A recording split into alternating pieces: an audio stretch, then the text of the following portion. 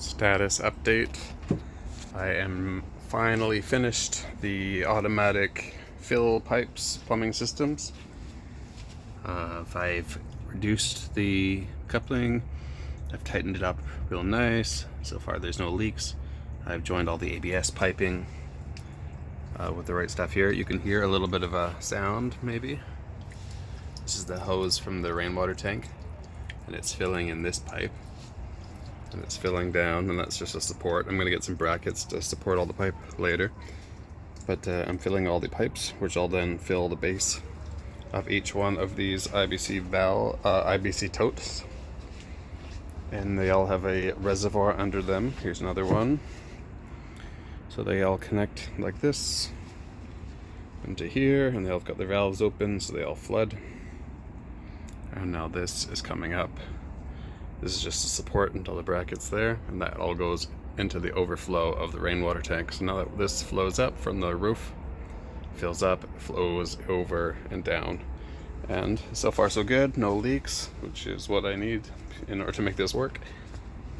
So yeah, here we are. It's slowly filling up. In the future, when the rainwater tank overflows, it should flow automatically.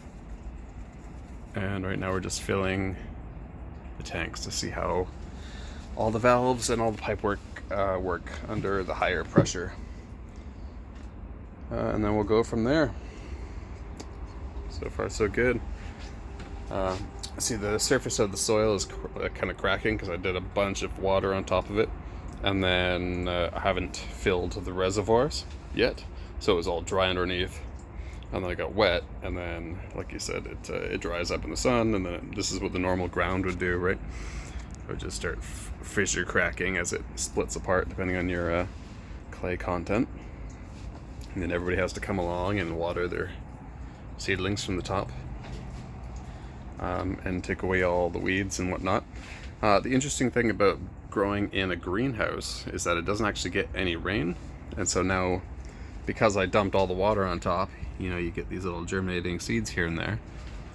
But you could also not put water on the top, and then in theory this top stays relatively dry, and you only get the plants that you want diving for the water that's under the soil, rather than the little bit of dryness or the little bit of moisture on the top of the soil. So we'll see how it all goes. At the moment seems to be going good. So anyway, I'm rambling on, so I'll leave it at that for now. Show you a couple more plants. I forgot to mention there's a little baby pepper plant. Here's a pepper transplant, tomato transplant, and that's the thyme there. So these can get all trellised up and hang up in the rafters and whatnot.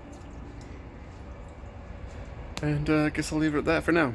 So if you're watching this, give me a thumbs up or a comment. I'd love to hear from you guys. And let me know if you have any questions about this system. Thanks a lot.